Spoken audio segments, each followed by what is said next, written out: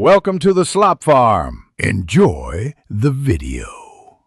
Park the Jeep on level ground, set the parking brake, and disconnect the negative battery terminal to prevent electrical shorts or fan activation.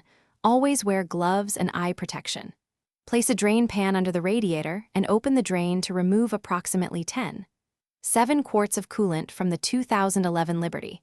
Cap and label used coolant for proper disposal. Collect tools: a 3/8-inch drive ratchet, 10 mm and 13 mm sockets, breaker bar, torque wrench, gasket scraper, and a new water pump and gasket. Start by removing the air intake duct and any plastic covers to access the front engine area. Note hose and clamp positions. Relieve serpentine belt tension with a wrench on the tensioner, slide the belt off, and set it aside. Inspect it for cracks and wear and replace if needed. Unbolt the coolant housing and accessory bracket with 10 mm and 13 mm sockets, remove the water pump bolts, and lift out the old pump. Thoroughly clean the metallic mounting surface with a gasket scraper before installing the new pump.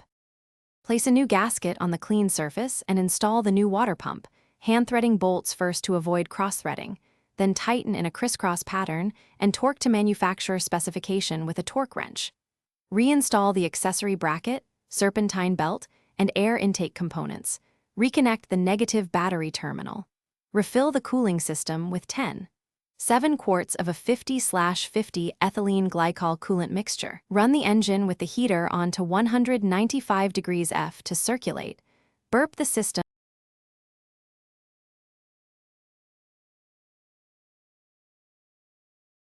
Thanks for watching. Consider subscribing if we helped you today.